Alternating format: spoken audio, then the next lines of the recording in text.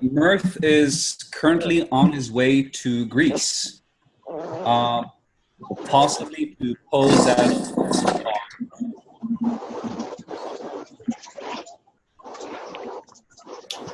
So, are we more? I think we're going to start the webinar about now. More people will probably join after some time. Mm-hmm. We just gotta do some stuff first.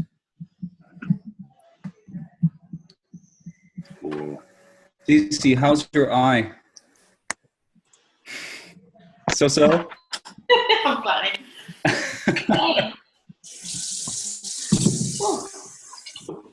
Yeah, supposedly capoeira is a non-violent sport, CC. Oh, that's how it's supposed to be. I thought so as well, but I mean, water, I don't know. You just can't keep to the rules. On behalf of House of Water, I would like to apologize. You see, guys, a member of House Water, Torbjörn Sandström, managed to make an impact on CC's face with his foot, just so you know. During that like a minus fight 2 points of capoeira.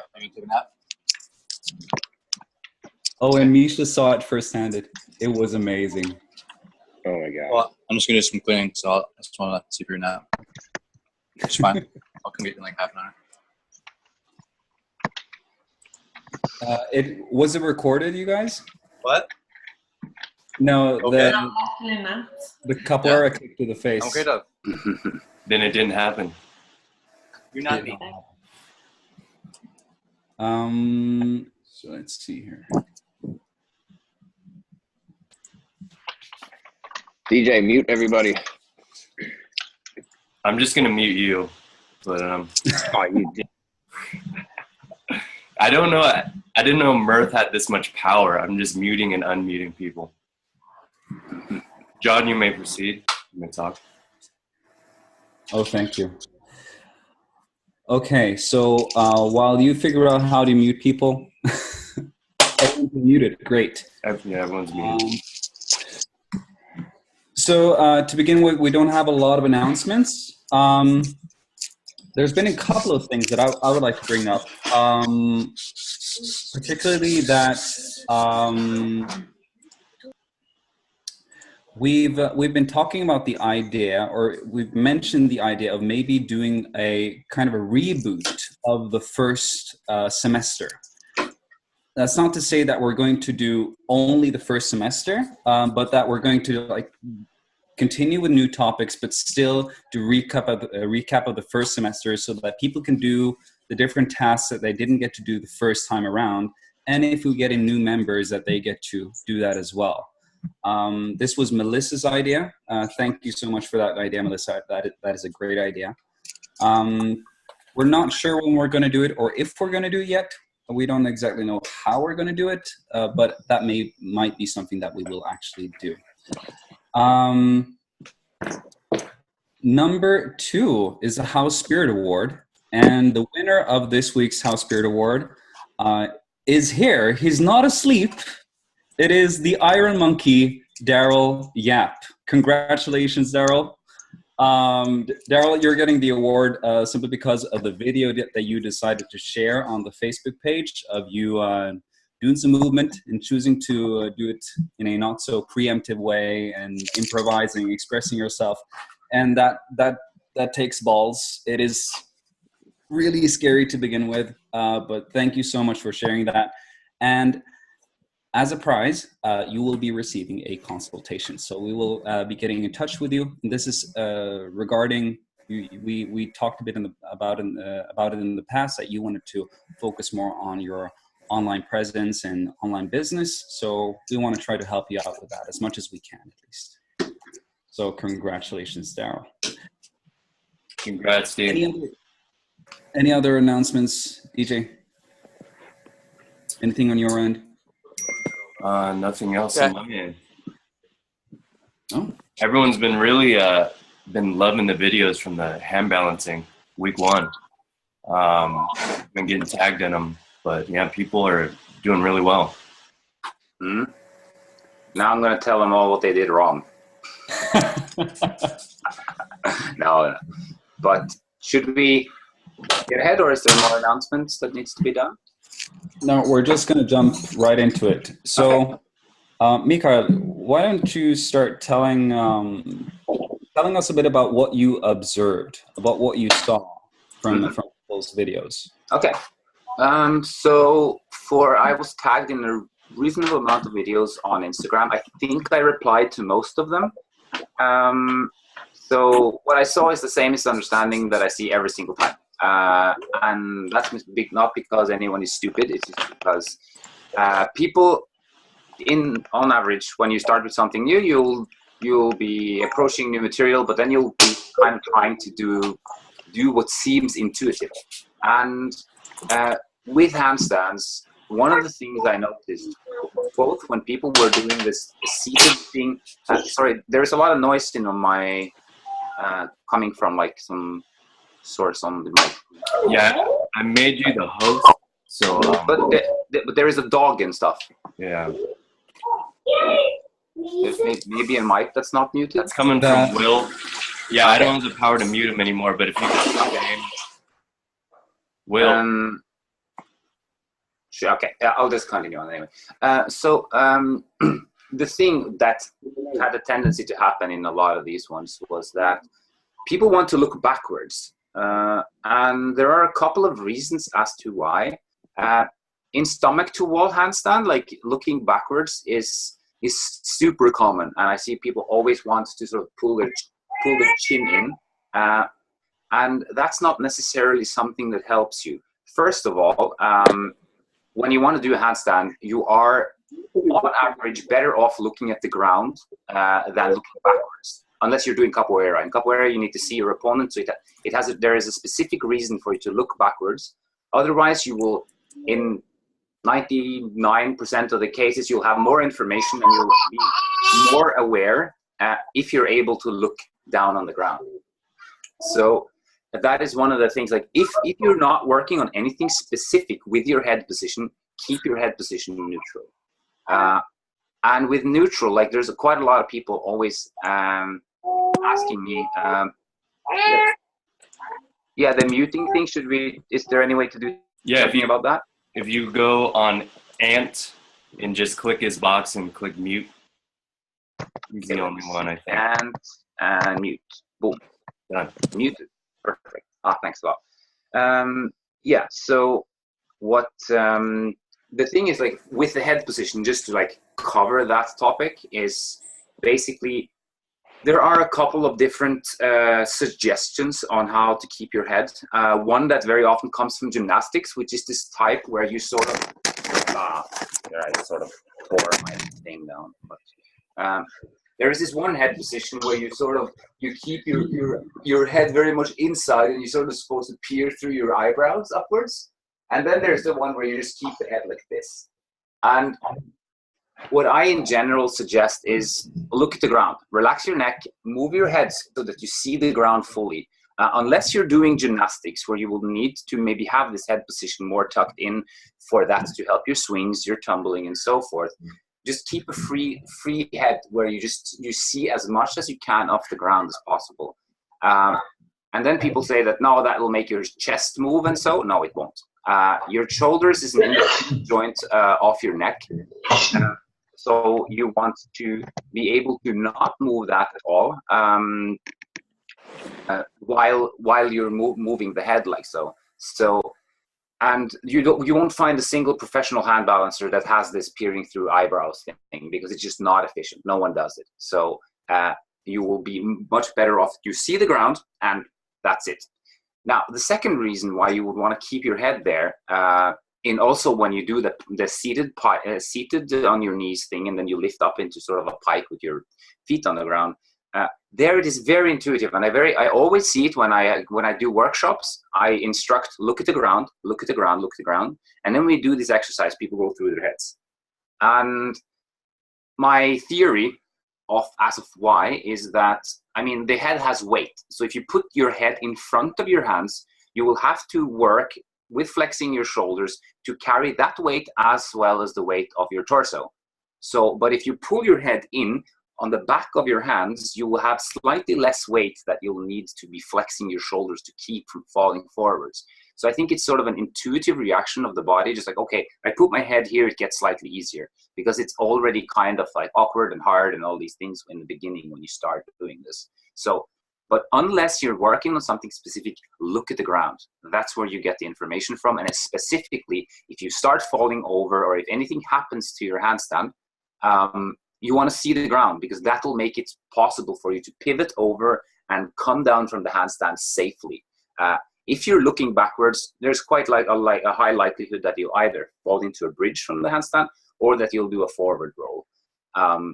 Both of those things, like, there's nothing inherently wrong with them, but you lose sight of the floor, and it's not particularly comfortable to do, I don't know, 50 or 100 rollouts on hard ground from a handstand. Even if you're really good at it, it starts hurting after a while. Falling into a bridge is also one of these I tend to want people to avoid, simply because it's sort of, it builds a reaction as well, where you sort of shoot your chest out to counteract your feet falling backwards. And that leads to sort of more of the arching problematic.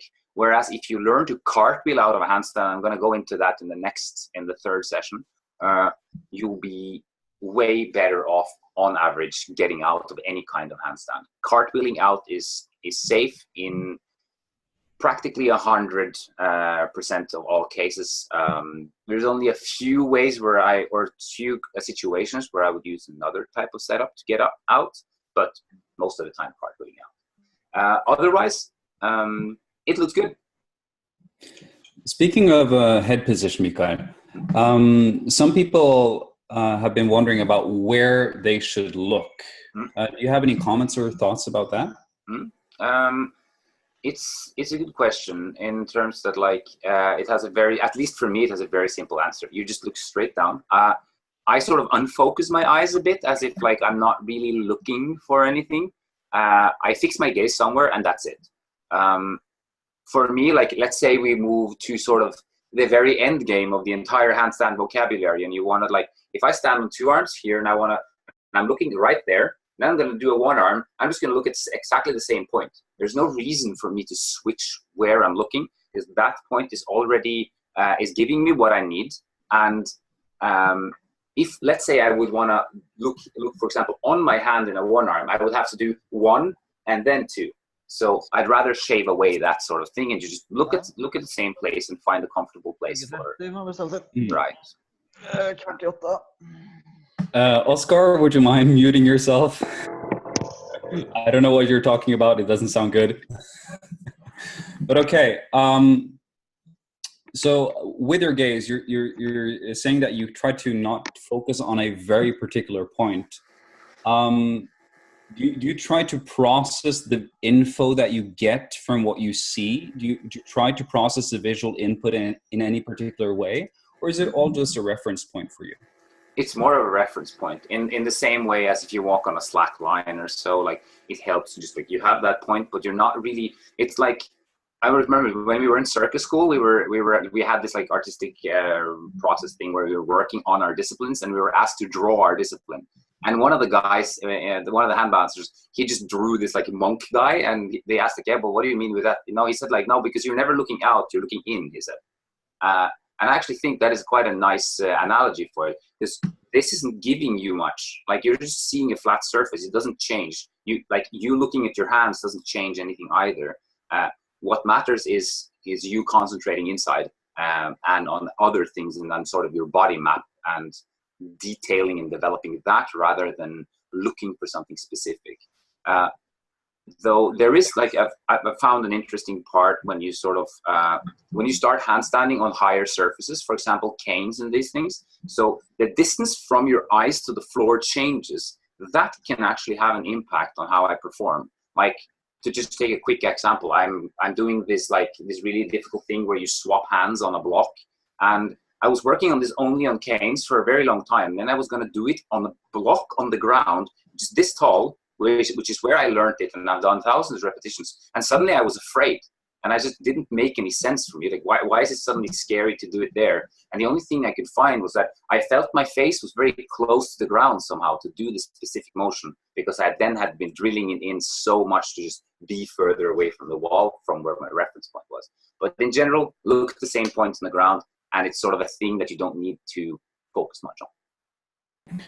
And speaking of focus, like there's a lot of new input for people to process once they're in an inversion. But usually you would want to, focus on the input that gives you the greatest bang for your buck, so to speak. For me personally, it's simply a matter of, am I losing losing balance, or am I maintaining balance? That's like the easiest input that I can, focus on. Definitely. Are there any other things that you would recommend a person who starts focusing on their inversions to focus on? I think in general, like there's, because when you turn yourself upside down, you become completely retarded. Like your body map doesn't exist when you go into a handstand for the first, I don't know, couple of hundred times. Then slowly but sure, you start developing a body map. Perfect example, if you put me on a trampoline, I've never done trampoline, I don't have a body map. So when I go into the air and I start doing a twist or flip, I don't have a body. So any information that anyone would tell me, you need to tuck like this or twist like that, it's like they're trying to fill my cup with information, but I don't have a cup. So that is the thing with handstands in the beginning, that like you need to look upon it as developing this body map. And as I talked about last time, you will need to sort of condition certain things, and just during that process, when you work on the wallet, so you'll start developing so that you get a sensation, okay, I can actually feel where my butt is. Like, oh, if I squeeze my butt, if this happens, this is like actually something that takes a substantial amount of time to find.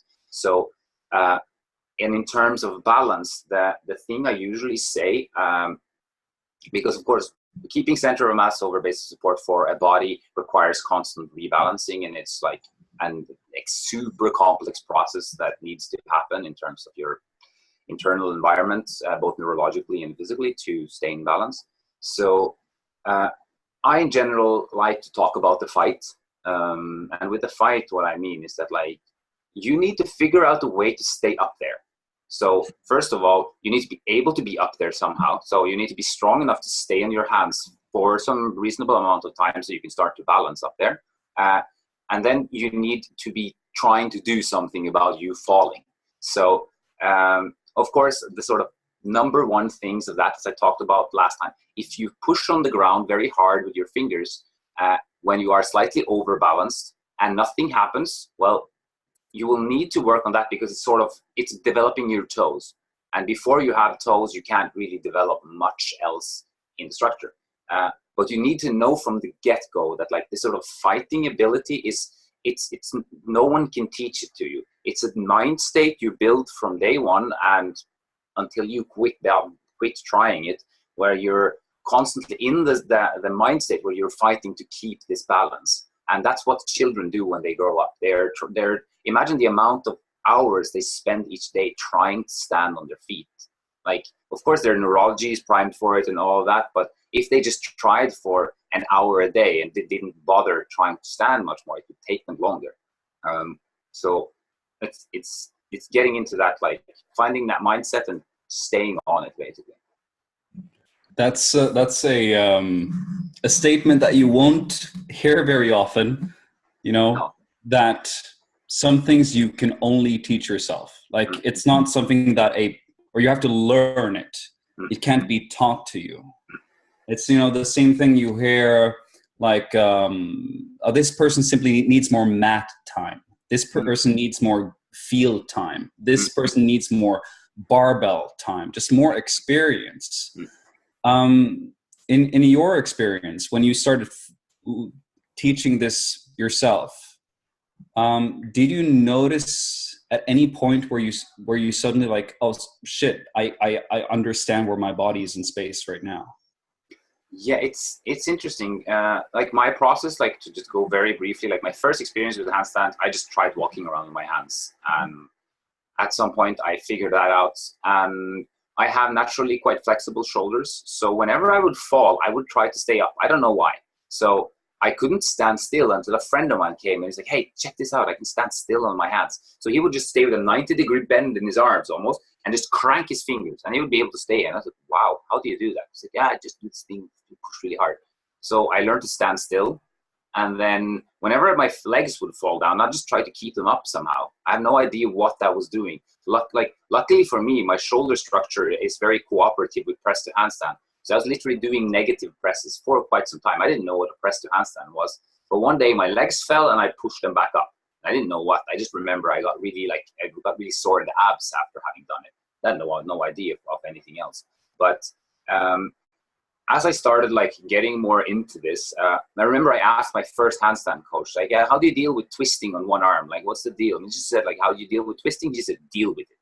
And it's the best answer because I can't teach anyone to do that. Twisting is a reaction. It's something that happens to your body due to you not being fast enough, smart enough, strong enough in that moment to correct it. So I'm not sure, I think I mentioned this last time that if you stand on one leg, you will feel stable, and then you stand on one leg and you close your eyes, suddenly you will start to wobble a lot because you won't be as fast and as efficient at dealing with this balance. But if you give up, you won't be getting better at dealing with this twisting and this controlling your body. It's exactly the same thing when you get to sort of handstands. Great. Miko, we have a question from Dimitri about internal and external rotation while in the handstand. Is there technically one we should be going toward? Ish. The question is, if there is a question of internal and external rotation, go for external rotation rather than internal. I usually say that concentrate on flexion of your shoulders and get on your trapezius, which today I have a bunch of videos for you guys so that you can more clearly see, and I can actually spend some time explaining the exercises better than last time. But I would say externally rotate your arm to the degree that you're avoiding it rotating internally. Because if you stand on your arms and it rotates internally, it will shoot your elbow out, and it will very likely bend your arms and shoot your chest out, and you will very, very easily get your weight to the heel of the palm. So the external rotation is more important when you get towards one arm handstands and stuff, but it's rather an issue, I would say, get your arms up there and push. That is more of the cueing that I would like to use, because it's easy to, as well as I mentioned before, if you don't have a cup yet that is large enough to take in an enormous amount of information, if you think too much about these things as you're trying to invert your body and you barely have an understanding of where things are, you're going to spend time thinking, and if you're thinking, you're not reacting. Learning to balance is inherently reacting to the forces, and you can only learn that by exposing yourself to those forces. Awesome. So, should we start going into the exercises you recorded? Yes. So I'm going to show you now first. Let me see if I can do this screen share thing. Yes, so then I need to open the thing first. So now I'm going to share. Bring it open screen. Now I just opened the program here. Will it be able to? Doesn't show up. I need to try again. There we go. Share screen. So do you now see that there is a handstand on the screen? Yes. Good. So this is me doing a handstand. So I just want to talk a little bit about the alignment first, because there's so much misunderstanding to that I just don't know what to do sometimes. So here you see a straight handstand. This is me doing a straight handstand. Straight handstands means different things for different people. Handstands won't be the same. So what you're going to see here is that if you see, do you see my mouse cursor as well? Yes. So now I have my mouse cursor on approximately where my weight is resting. It's resting quite close here to the heel of the palm, and where the mechanical line of force moves is up this way. So you can see that my upper arm sort of has a slight diagonal here. It's not by a lot, but there's a little bit, and then my forearm comes down here. This is actually significant because you have people with such a rotation of, I'm not an expert on anatomy, so I can't say exactly how it is, but I've seen people with an enormous amount of, like, as if this angle from the shoulder is very diagonal and then the arm comes down, and the rest of the body is perfectly intact. If me here now with this slight diagonal here wanted to try to get a straight line on the back of my body into this part of the arm, I have to be pulling my chest out this way quite a lot, to the degree that my butt would have to hang over here and my feet would be over in the handstand. This is very often something that happens to people when they're trying to aim for a straight line, but they're looking at the back of the body rather than where the weight is actually resting. This handstand for me is more or less optimal. It's very stable and it's very easy for me to do. I could, if I wanted to, make it sort of prettier by pulling my chest in even more and sort of fiddling a little bit with it to make it sort of aesthetically perhaps more pleasing, but it wouldn't be an efficient place for me to be. And I'd rather want you to find a place where you feel good in your handstand than a place where it's like exceptionally pretty. Because if you want to be staying up there for some while and experience it, which is at least what it is for me, we have all these criteria on the internet and it needs to be like this or like that, or else it's not good. Like, your experience of what you're doing matters actually more than that, and Instagram likes and all that garbage. So here we have another one. Can you see her now? Yeah. Yeah. So straight handstand as well. You can see here very, very easily, like her shoulder here is slightly in front of her hands here. That's where the weight needs to be. If her shoulder was pulled backwards this way, her butt would shift over this way automatically for her to be able to keep balanced. Same this guy.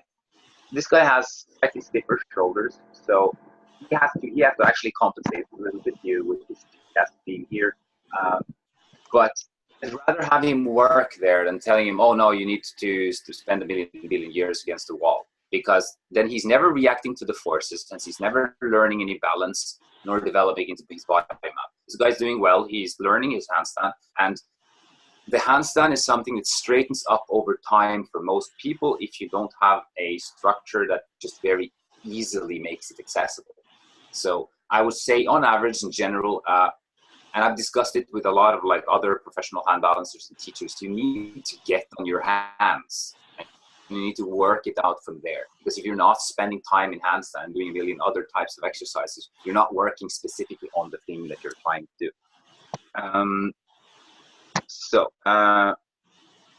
There's switching stopped. So what I'm going to show you now is let me see. Yes, I'm going to start with the half kick-up thing that we did last time.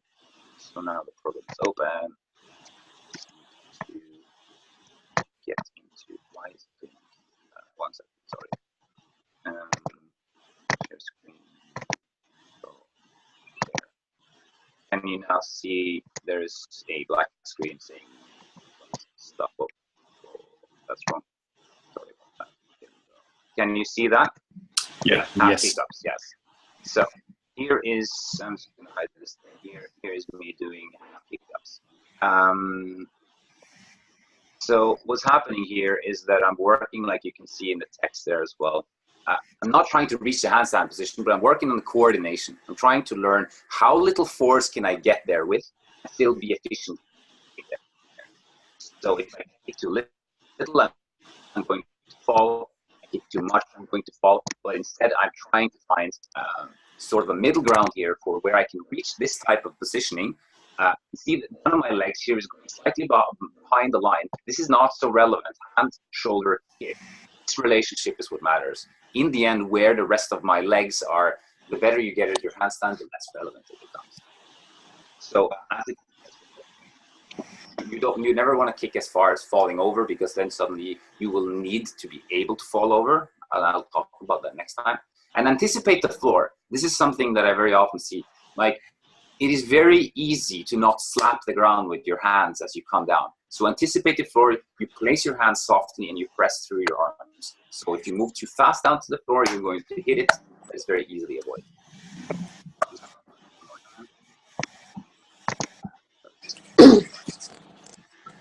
So I'm concentrating in this exercise more on pushing than kicking. If I kick too hard, then I'm just going to ruin it for myself, because if I then push really hard and kick really hard, there's too much force. If you push really hard, you need to kick less. So I'd in general say such an exercise is like this, you'd want to push something like, I don't know, 70% and kick 30, because that together becomes, and you don't need to push very hard either. So this is sort of be doing this exercise. Yeah, and then I have an advanced variation of it, which is like you squeeze your fingers. So you kick into it, and then you force yourself down, which is basically combining what we did last time with the wall exercise, where you actually work on your fingers.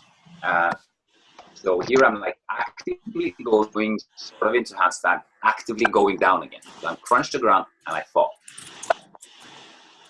So the next one I want to show you is yeah, this is also from last time. It's pushing yourself down from the wall exercise. Just want to show you how it looks when it's sort of done properly. So here I am trying to do handstands. So I can up to the wall. I have, you can see here, like this amount of distance that I have, like it's reasonable, it's not too far. If you're much further away from this, you're gonna have to crank your hands a hell of a lot, and you will be increasing the angle from hand to forearm, which might not be so great for your joints. So be aware of that. But here I'm fully on the wall. There's no movement in my chest. I just crunch the ground and I fall. Nothing else happening in the entire structure. You will also notice that from the first degrees here, from the foot to about middle, it will be rather slow. And that's how you want it to be. It should be like sort of sticky, sticky, sticky fall. Then I drop down. Another simple thing, building some forearm strength. So the next thing I want to talk a little bit about today is trapezius and upper back strength, how that is sort of being used, because it's perhaps one of the most like it's sort of the cue that I found that works for the most amount of people from what I've seen, and it's like the rationale is rather simple. If you're pressing through your trapezius, elevating your shoulders, it will be required more drop from this high position before you actually start angling from the upper arm and down in this direction. So if you're starting with a low shoulder position, you're missing out on a big, very strong muscle that elevates your shoulder, and you're also if you actually then start to drop your shoulder from that point, you will be angled between torso and upper arm to a larger degree earlier necessary. I'm just going to show you an example of me doing some trapezius here. Share the screen again. Oh, let's see.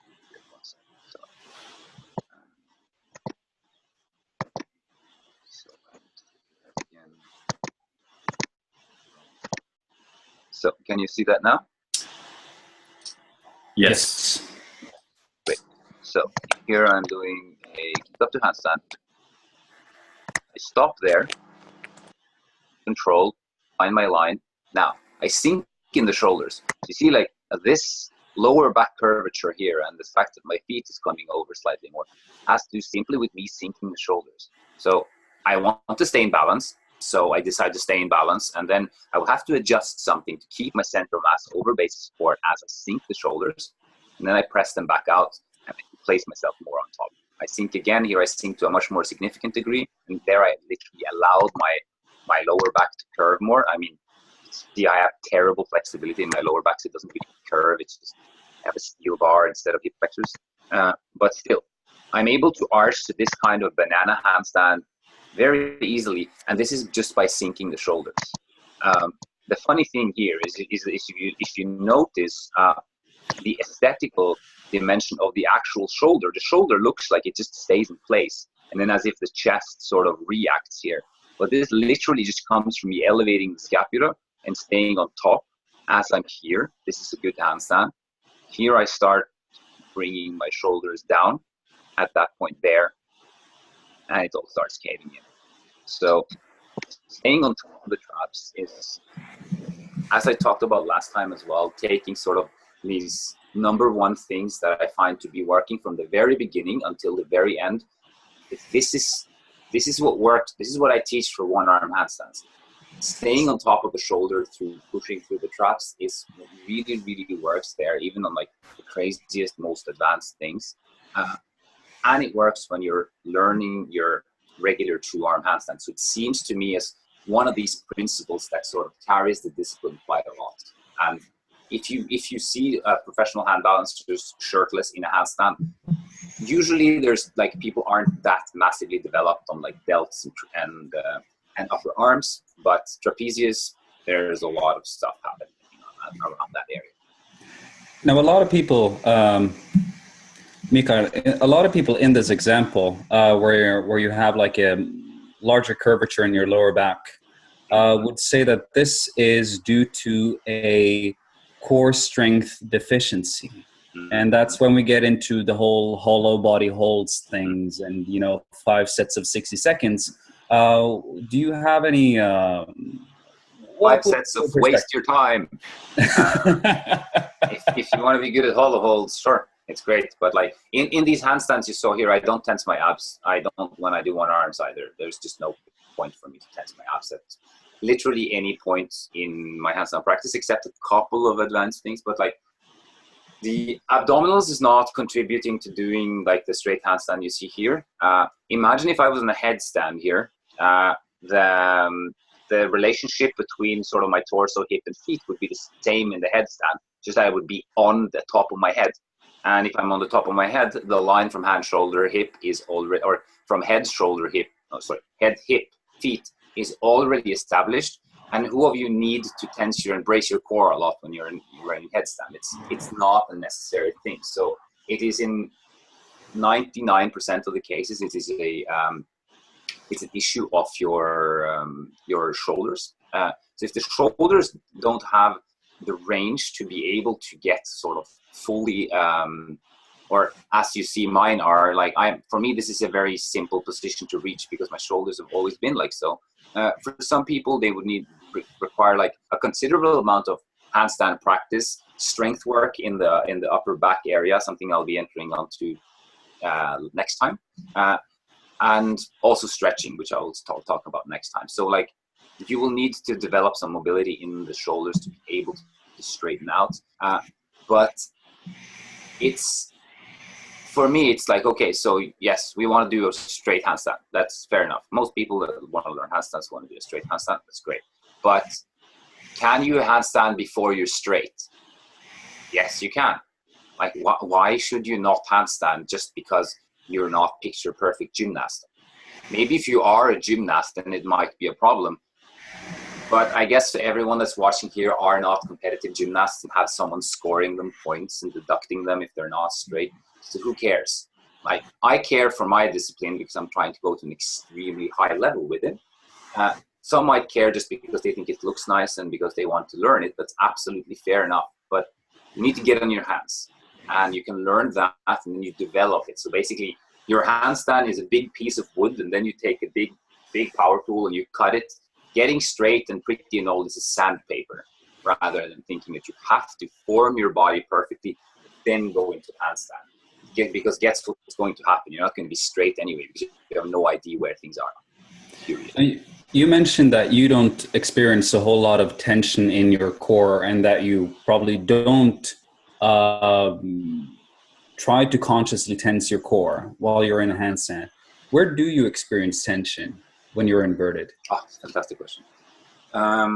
So I sense mainly the area that I'm active in is sort of my upper back. I'm trying to stay, I sort of imagine as if like my trapezius creates sort of platform that my torso and the rest of my body is stacked upon. So that is like my main area of focus that I want to get my shoulders into a comfortable position where, because if the shoulders move and wobble, it will make the entire structure wobble a lot. I will, of course, be wanting to be active with my hands. That being said, the more advanced you are, the more you sort of can relax in your hand as well, because you will be traveling less back and forth where your sort of center of mass is. So for beginners, it might be more important to sort of be slightly further front in the hand, so you can just stay on this sort of, you just literally negate the forwards fall with finger strength, just so you get some time up there, some experience of, wow, I'm on my hands, something is actually happening here. So these two areas are very important. Then as for the legs, there is a good case to be said for squeezing your butt, keeping your quads and your toes pointed. So mainly keeping the butt and the quads is something that, because if your knee flops around, that is an entirely new vector coming into your equation, and it can very easily throw you off. It looks nice, that's a bonus, but I would say that developing so that you're able to do this sort of posterior pelvic tilt thing with your butt is something that can help you. So tension in butt, quads, toes, shoulders, hands. Awesome. Mikael, I have a question about that Please. exercise you had up. For people who can't spend time unassisted up like that, could they do that trap press facing away from a wall? Definitely. So remember the exercise that we did in the last time, where you're sort of removing your chest from the wall, right? Mm-hmm. You can do the same thing where you're exaggerating it. So you place your chest on the wall intentionally, then you sink in the shoulder to just experience, okay, how far am I sinking? What's happening now? How can I relate to trapezius not pushing, trapezius pushing, trapezius not pushing, pushing. So you can do more or less the same thing, stomach to wall, where you literally exaggerate this sort of entire shrugging so that you get a longer range of motion in the sort of shoulder pushing motion. Yes, definitely. Awesome. So then I thought to just mention one thing that we did take up last, or one question that I noticed some having, and which is a very obvious one. Let me just find. Do I have it? Yes. So basically, a regression of this entire process, because if you cannot keep your if you're not entirely how to say prepared for doing a stomach to wall handstand yet, like what can you actually do? And I'm going to show you one exercise here now in a second. I just need to get this. Let's see. I'm actually doing.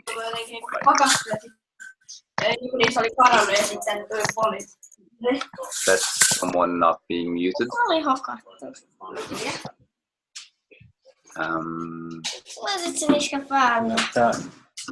Who is not muted? That would be Jarno. Jarno, could you mute yourself, please? Jarno, you're on timeout. No, I'm not gonna mute myself. I'm gonna rap. Please don't. Okay. Oh, I'm you. What you gonna do? Better fucking move. So, okay. Nice to see you guys. Yeah. Okay.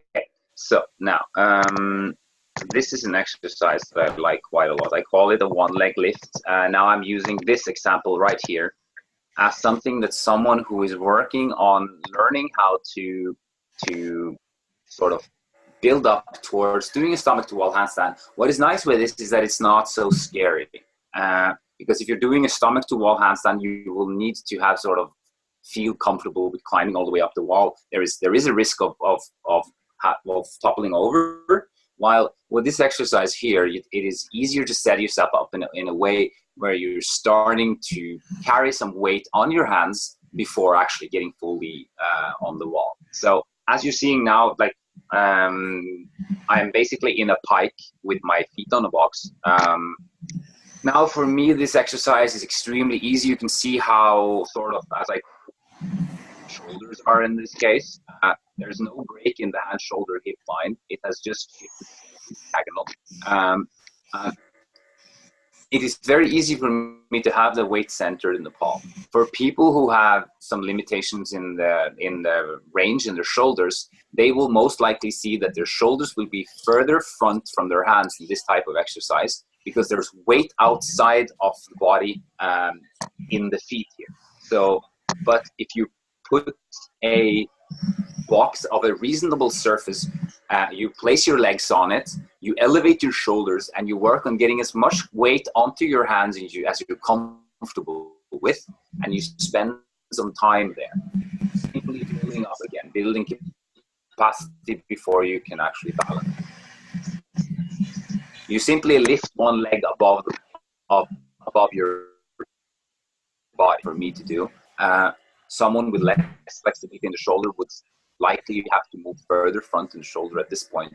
But again, you're working on elevating your shoulders. So you're working as hard as you can from your upper back to stay on top of the shoulders.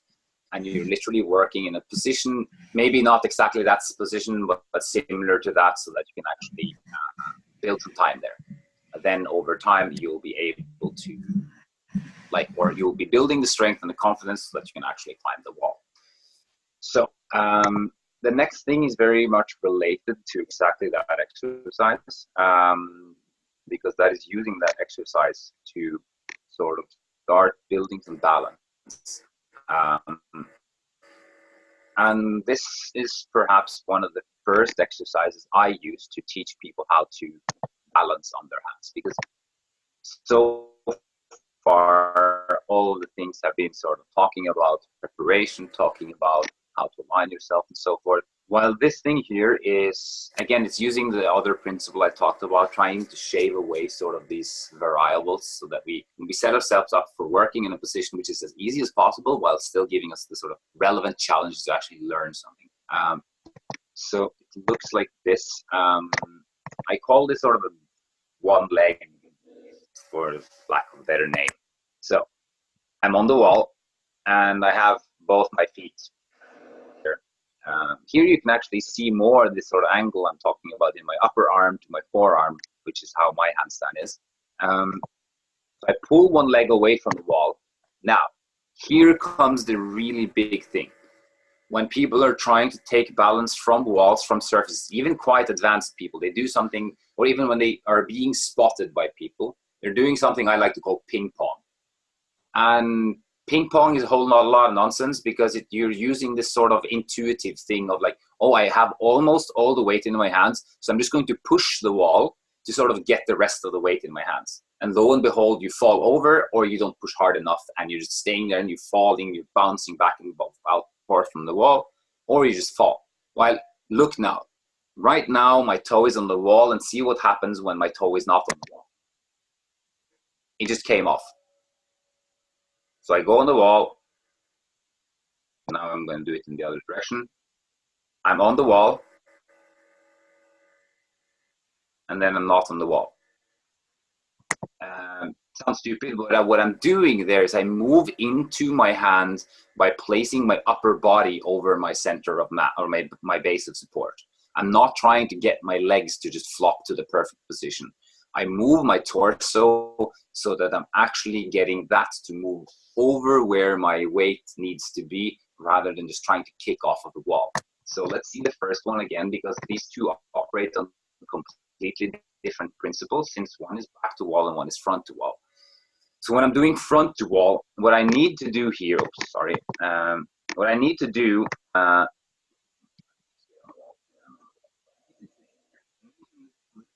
here, see, like my shoulders now is here, and this is my wrist. It is now behind the wrist. If the walls magically disappeared, I would fall down in this direction. I wouldn't do about it because the center of mass is outside of the base of support, period.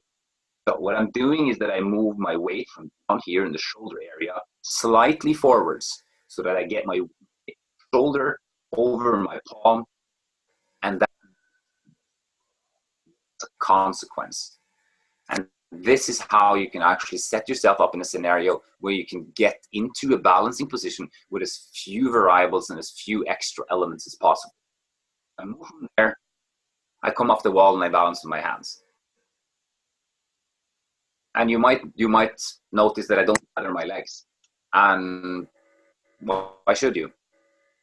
You might want to because it looks nice and it's a good thing to learn, but you can do that later. If you can stand there for 10 seconds consistently, I guarantee you that there's no problem going from 1 to 2.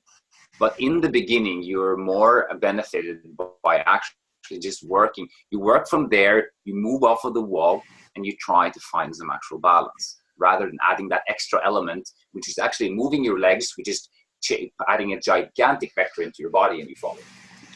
So in this example here, because the wall is supporting you, you are, we can call it behind your base of support. And basically what you're saying now is that you can use your body, the body's position, and change the body's position so that your center of mass changes so that it's more directly above your base of support, as opposed to kicking away from the wall to do that. Exactly. So remember the thing we did on the wall the first time. I told you to touch the wall with your chest and then remove the wall with your chest. That is what I was doing here. I was just doing it very minutely. I had so little weight on the wall because for me these things are very easy to manipulate because I have very good awareness there. But I did a very micro correction of moving my chest from slightly, I was feeling here and I just moved that way. And that moved my shoulder 1 extra millimeter in front, which means that I got into balance very, very comfortably. So on the other version, it actually has an easier setup sense because you don't need to be fiddly with scapula and shoulder position to that degree.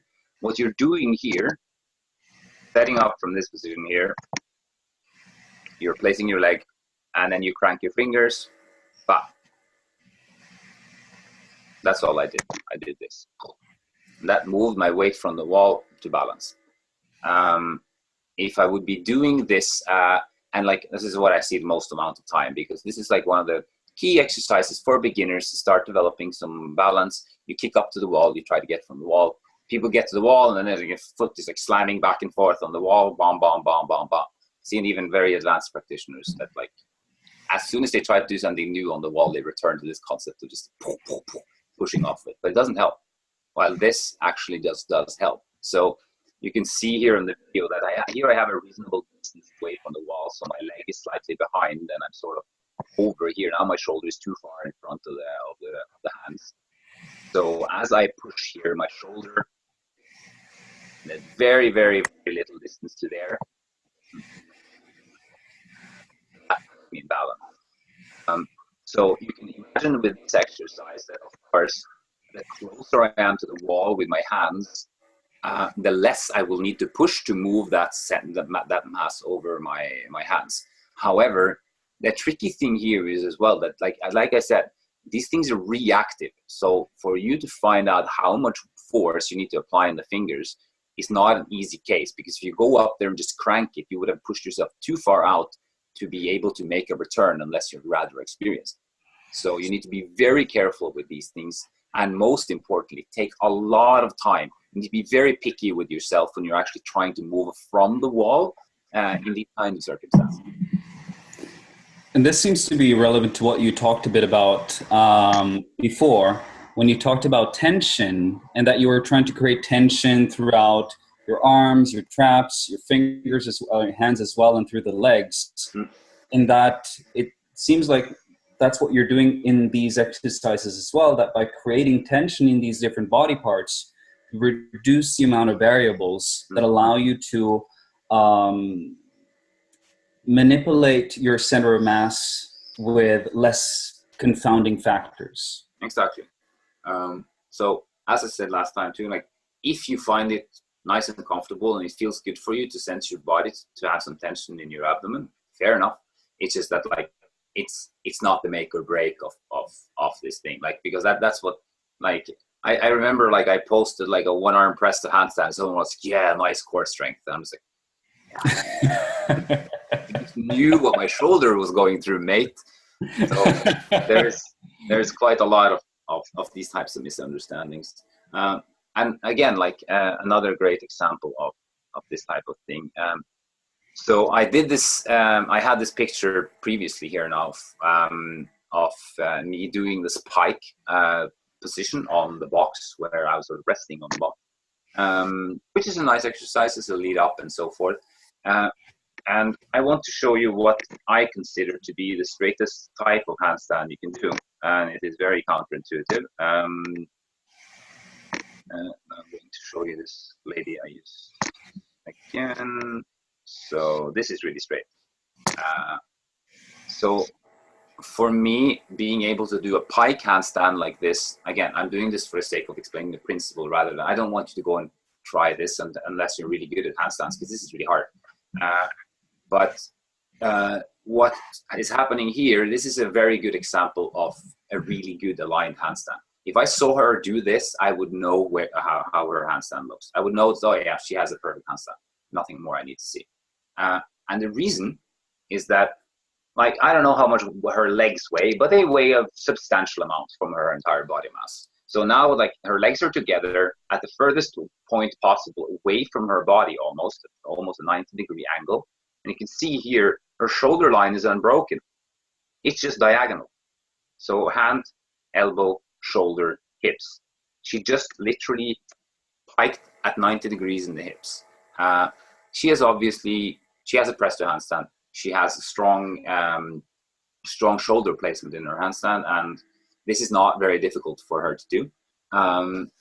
But for a person, again, if you have limited shoulder mobility and this, good luck. You are going to struggle and end up in some sort of like semi-planche thing, because your shoulders has to do that to be able to, again, bring center of mass over base support.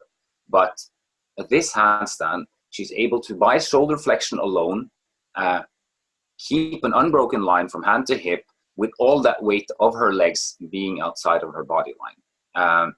And this is the type of handstand that, like, if you would look towards sort of more advanced vocabulary with stuff like the tuck handstand, for example, is a preparation for the pike handstand.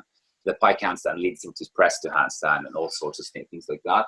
So here, you like this, it's a very good example over how the shoulder flexion is what sort of dictates how straight you can be in handstand. So let me just find that file again. So yes, then I want to show you in relation to sort of an actual kick up to handstand. Because here is where things, like, I mean, it's not advanced, but perhaps the rationale as to why I did these things is rather advanced in its conception. Let's see. Here I'm going to do the handstand and nursing text, so I'm going to be able to read that. So I reach down close to the body. I'm standing at this point here. This is where my hands hit the floor. They don't need to be any further front. My hands just come down from here. There's no reason having them overhead. No reason for nothing. Look, I'm just relaxed, and then my hands are there, and then my hands are there. Then I start going.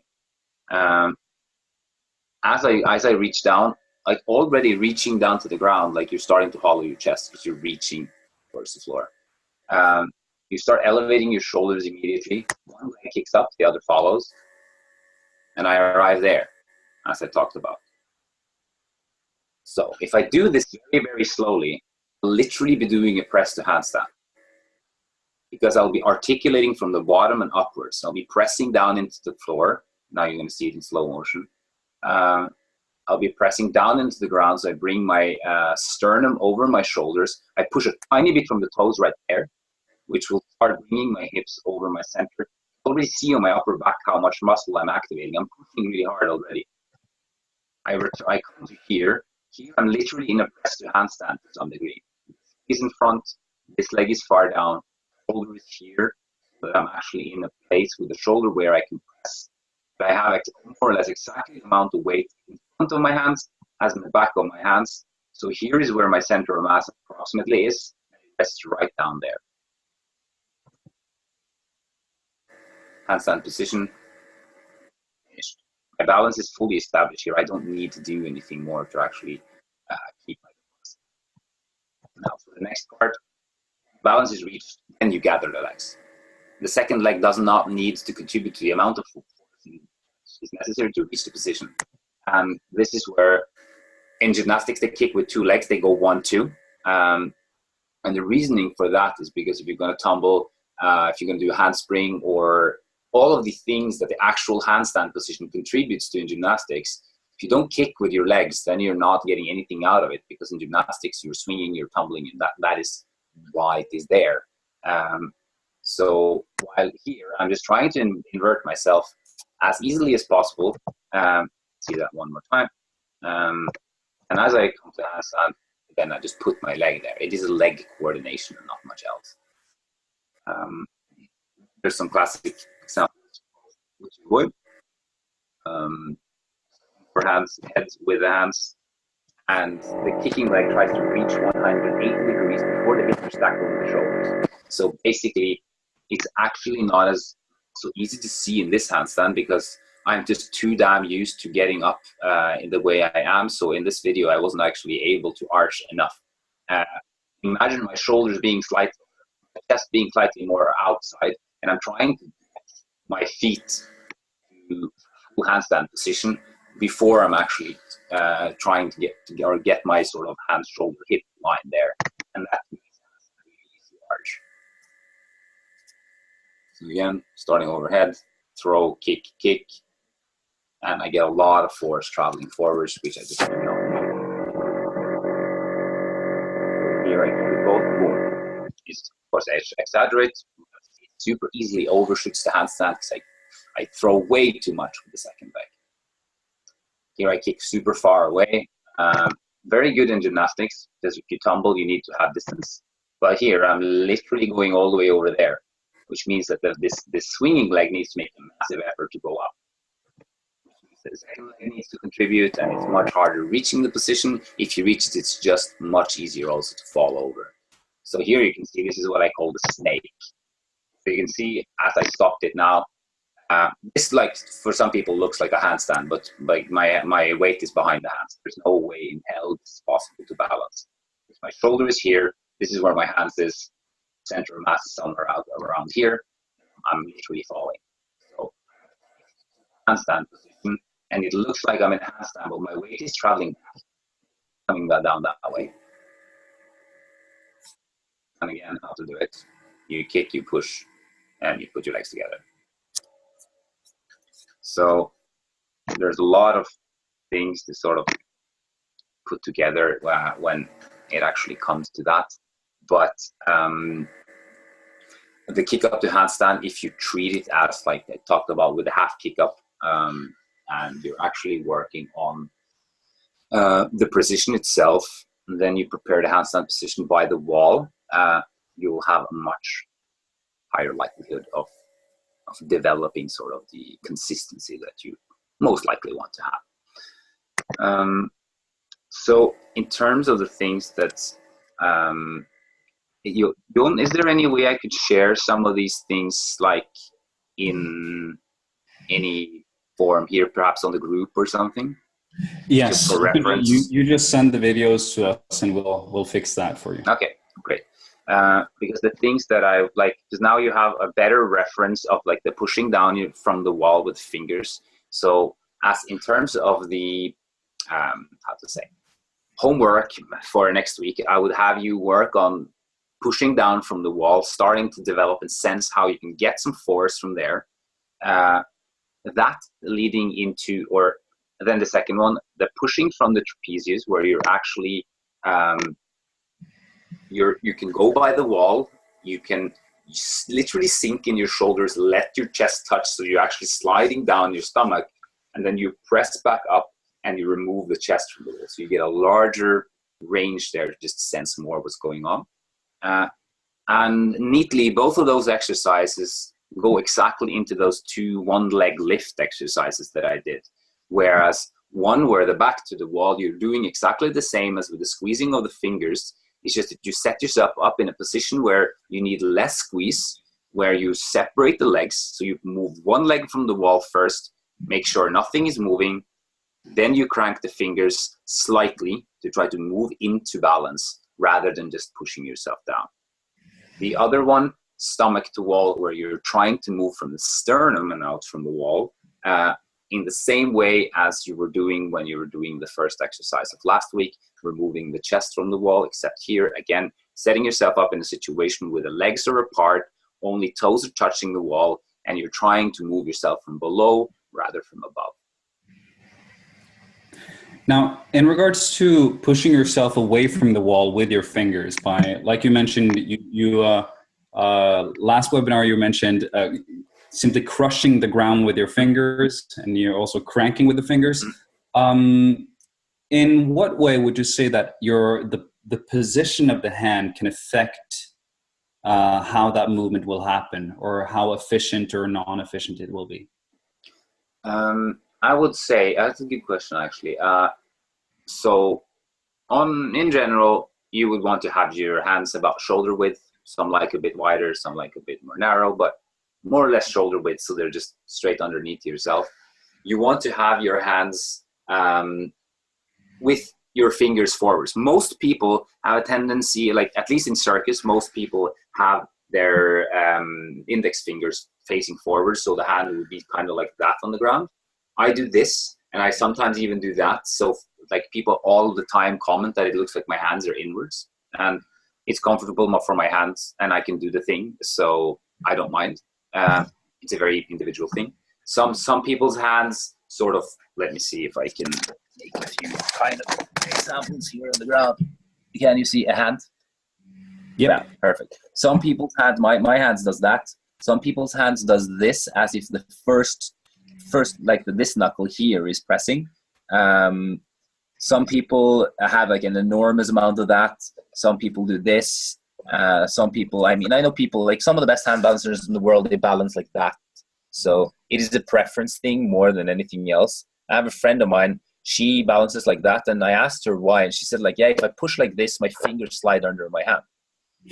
That's just what happens. So one of her hands is like this, and the other hand is like that when she balances. So you just like, the only thing is that you would want to have most of your fingers facing forwards, because here you will only be able to work with 3 fingers.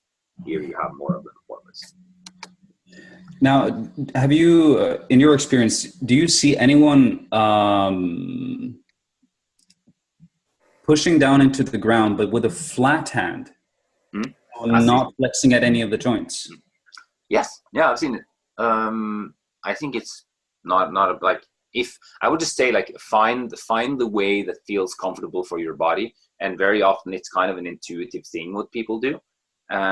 It's just like I get a bit annoyed when people are like, yeah, you have to have this part of your hand on the floor and all sorts of like magical thinking. Like, that part isn't on the floor always for me. It's like, like because I'm curling up, like I'm concentrating on reacting to forces. So like the aesthetics of my hand is very, very far down in the sort of line of priorities, I would say. Okay.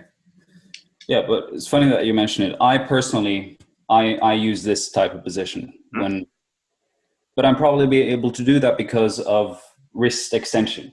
Yeah. Now, for some people, this would be an extreme position. Yeah. That's the girl I mentioned. She has this like extreme, like her wrist go almost to the back of her forearm. So for her, like they would just literally, I saw her on concrete floor, the fingers just go swoop, and they were sort of lying under her hand. It was hilarious. Speaking of flexibility, Lisa asked a question in the Facebook group, and she asked, I would like to know more about what to do about hyperextension in elbows slash joints. Do you have any opinion there? Yes. So now let me just, now I'm just going to do a little thingy here, because hyperextension of the elbows is an interesting one. I just have a picture on my phone that I'm going to send to my Facebook so that I can take it on the computer and show it to all of you guys. Basically, the elbows, you'll find a lot of professional hand balancers that have hyperextended elbows. And from what I see, like there are a couple of things that it does. One is that like in a one-arm handstand, if my elbow is hyperextended, like literally, like let's say that like here is a good position for me. Someone with more hyperextension in the elbow could have the upper arm in that angle and then the forearm straight down to the ground. So I know a hand balancer from the UK, for example, Sami Dinin. He has quite a lot of hyperextension in his elbows. And when he does one arms, he can literally he can literally balance in positions that are very comfortably, that are very compromised for me, simply because of his structure of his joints. Here I found the picture, so I'm going to now, how can I do this thing?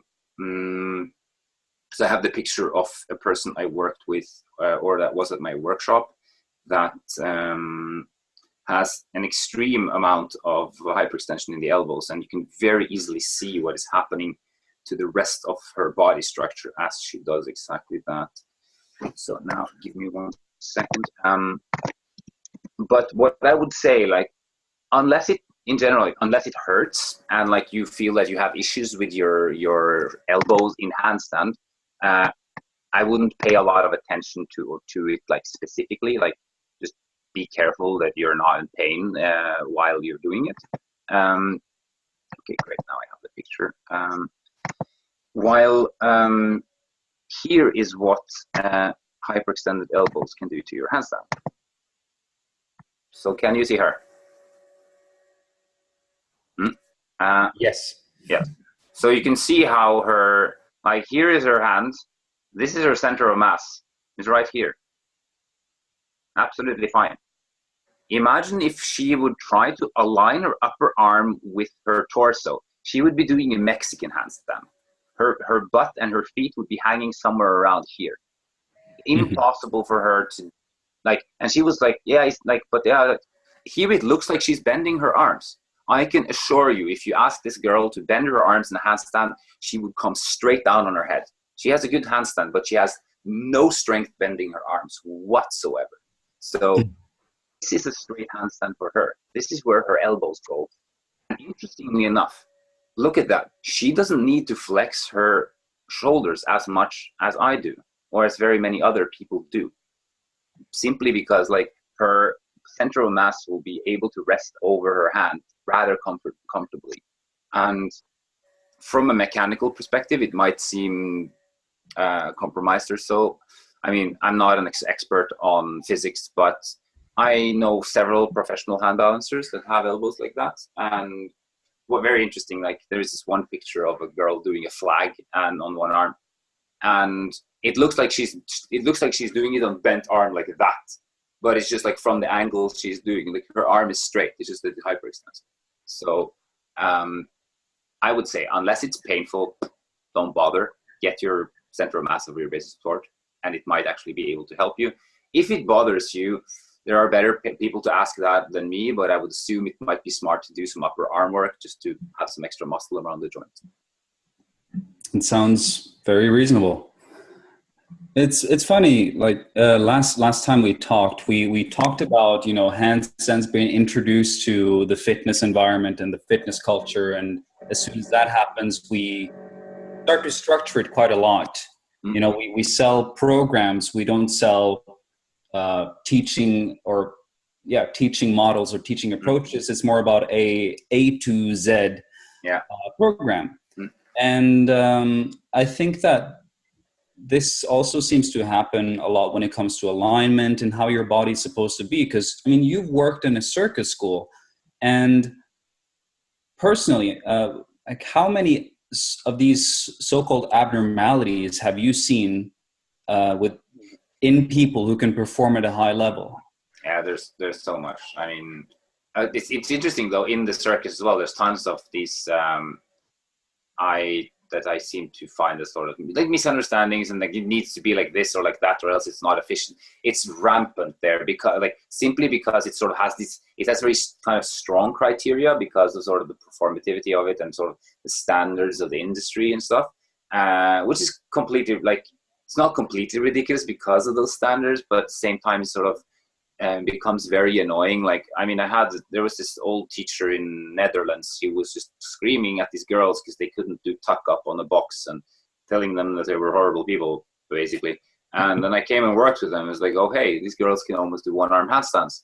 Why don't we work on one-arm handstands? Are they going to go out there in the world being circus performers and impressing someone with jumping up and tuck in a box? No.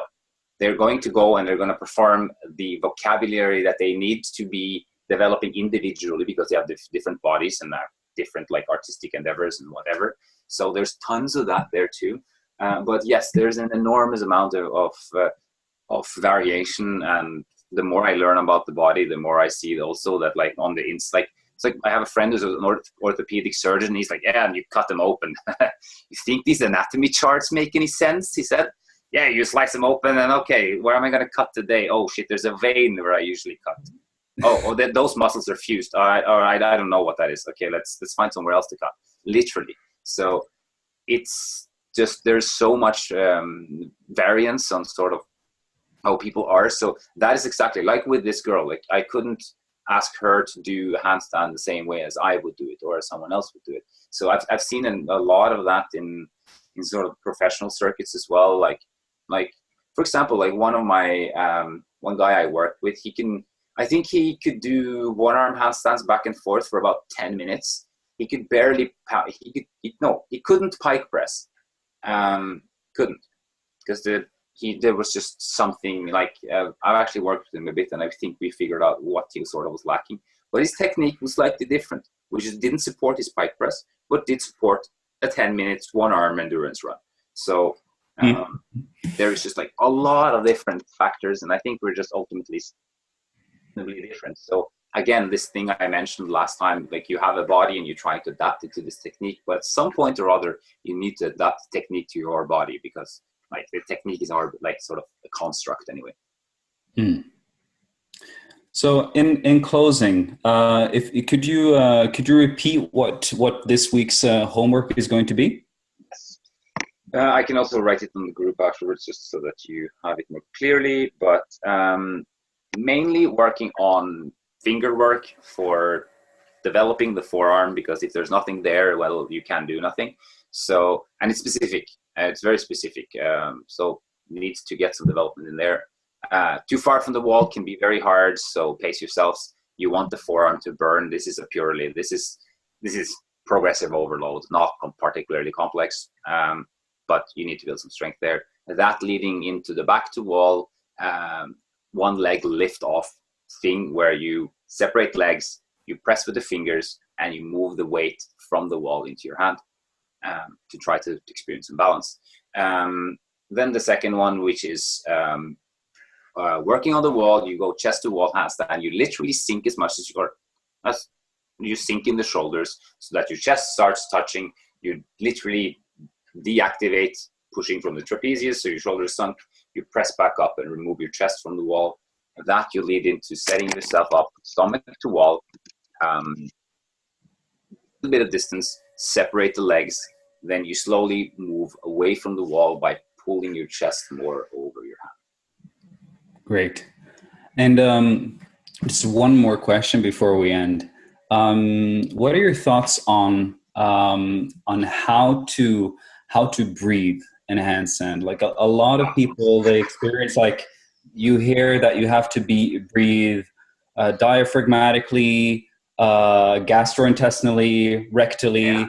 So I'm going to quote something Yuval Ayalon wrote on one of his posts. Someone was like, blah blah blah blah blah breathing, and he was like, air comes in, air goes out.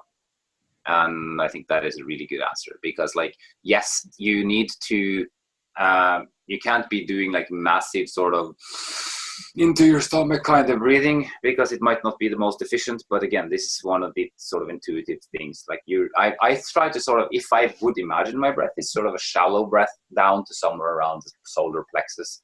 Of course, that is just a mental image, but it's something that comes intuitively over time. And a lot of people experience they can't breathe. They sort of just tense up everything when they go in handstand, which is fair enough. Again, the better you get at being up there, the more comfortable you get, the less strength and strain you're going to use at it, and the easier it's going to become. You can even sort of compare it, like, let's say you go take salsa class and you never did before, and then you're going to do this, and then you're going to move that, and then you're going to push the hand, and then you're going to turn the girl, and you have never done it before, so you're going to be like, there's so much effort, there's so much going on, so you have no idea what is going to happen, and then you spend much more energy on a rather simple, or a task that down the line is going to be rather simple. I see some other questions here. Should I answer? We have to consider whether or not it is relevant to the handstand, but why were you slapping yourself with a banana in your Instagram stories? I think that is the most relevant question. Definitely. No, I was, to say it in Norwegian, I think only you will understand, John. Jeg sto laglig til for høgg.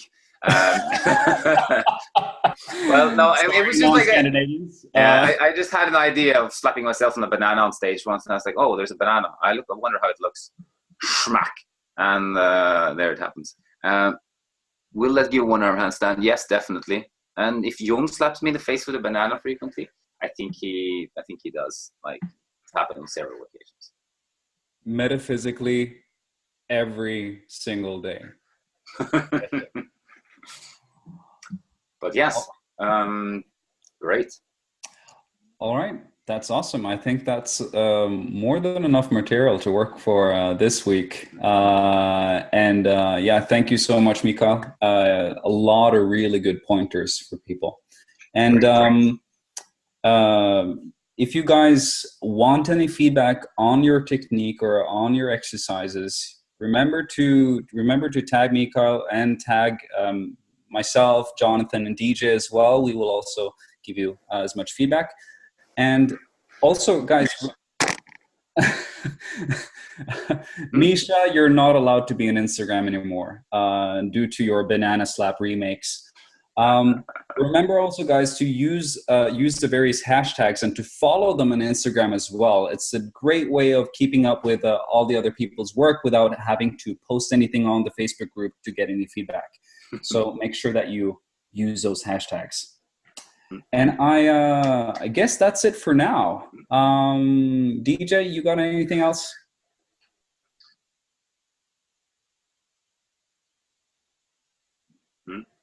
Go for it. But by the way, try eating it with a peel on. It's terrible. I tried once because Kevin Spacey did it in a movie, and it looked really delicious, but it's really not.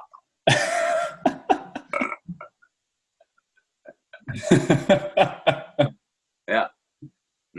Yeah, you're gonna enjoy it. Awesome. All right. Well, thank you guys so much for joining us, and thank you, Mikael, so much again. Thank you for having me. Really appreciate you doing this, and see you guys in a week, and see you on the worldwide interwebs as well. So it shall be. All right. Yes. Bye. Thank you guys. Bye.